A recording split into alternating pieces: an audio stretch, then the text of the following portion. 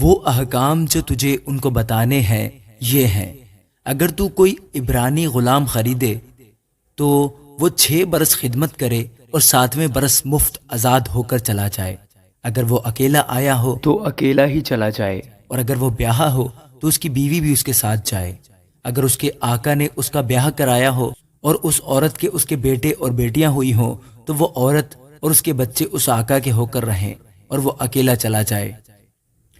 پر اگر وہ غلام صاف کہہ دے کہ میں اپنے آقا سے اور اپنی بیوی بچوں سے محبت رکھتا ہوں، میں آزاد ہو کر نہیں جاؤں گا، تو اس کا آقا اسے خدا کے پاس لے جائے اور اسے دروازہ پر یا دروازہ کی چوکھٹ پر لا کر ستاری سے اس کا کان چھیدے، تب وہ ہمیشہ اس کی خدمت کرتا رہے۔ اور اگر کوئی شخص اپنی بیٹی کو لونڈی ہونے کے لیے بیچ ڈالے تو وہ غلامہ کی طرح چلی نہ جائے۔ اگر اس کا آقا جس نے اس سے نسبت کی ہے اس سے خوش نہ ہو تو وہ اس کا فدیہ منظور کرے، پر اسے یہ اختیار نہ ہوگا کہ اس کو کسی اجنبی قوم کے ہاتھ بیچے، کیونکہ اس نے اس سے دغا بازی کی۔ اور اگر وہ اس کی نسبت اپنے بیٹے سے کر دے تو وہ اس سے بیٹیوں کا سا سلوک کرے۔ اگر وہ دوسری عورت کر لے تو بھی وہ اس کے کھانے، کپڑے اور شادی کے فرض میں قاصر نہ ہو۔ اور اگر وہ اس سے یہ تینوں باتیں نہ کرے تو وہ مفت میں بے روپے دیے چلی جائے۔ اگر کوئی کسی آدمی کو ایسا مارے کہ وہ مر جائے تو وہ قطعی جان سے مارا جائے۔ پر اگر وہ شخص گھات لگا کر نہ بیٹھا ہو بلکہ خدا ہی نے اسے اس کے حوالے کر دیا ہو تو میں ایسے حال میں ایک جگہ بتا دوں گا جہاں وہ بھاگ جائے۔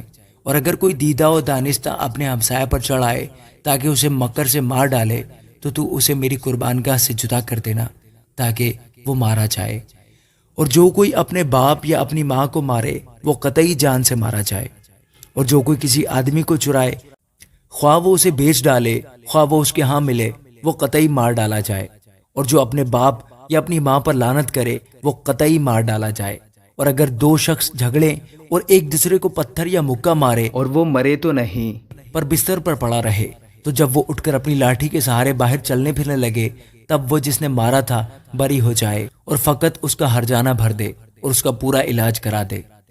اور اگر کوئی اپنے غلام یا لونڈی کو لاٹھی سے ایسا مارے کہ وہ اس کے ہاتھ سے مر جائے تو اسے ضرور سزا دی جائے، لیکن اگر وہ 1-2 دن جیتا رہے تو آقا کو سزا نہ دی جائے، اس لیے کہ وہ غلام اس کا مال ہے۔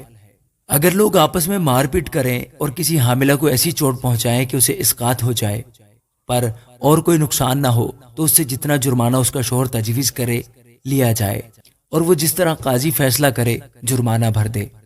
لیکن اگر نقصان ہو جائے تو جان کے بدلے جان لے، اور آنکھ کے بدلے آنکھ، دانت کے بدلے دانت اور ہاتھ کے بدلے ہاتھ، پاؤں کے بدلے پاؤں، جلانے کے بدلے جلانا، زخم کے بدلے زخم اور چوٹ کے بدلے چوٹ۔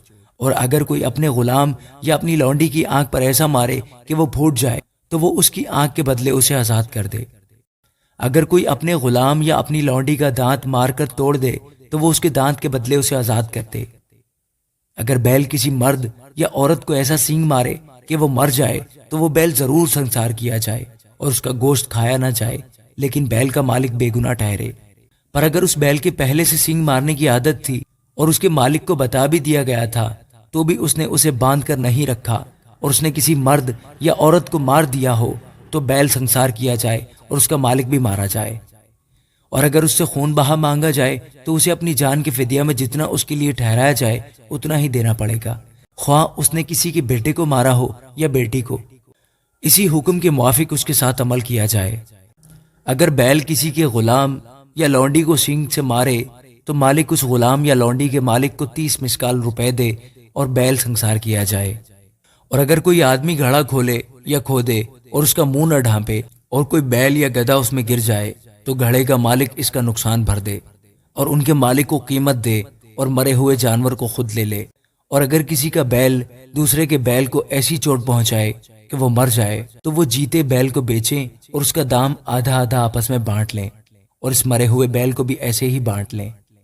اور اگر معلوم ہو جائے کہ اس بیل کی پہلے سے سینگ مارنے کی عادت تھی اور اس کے مالک نے اسے باندھ کر نہیں رکھا تو اسے قطعی بیل کے بدلے بیل دینا ہوگا اور وہ مرا ہوا جانور اس کا ہوگا۔ آمین۔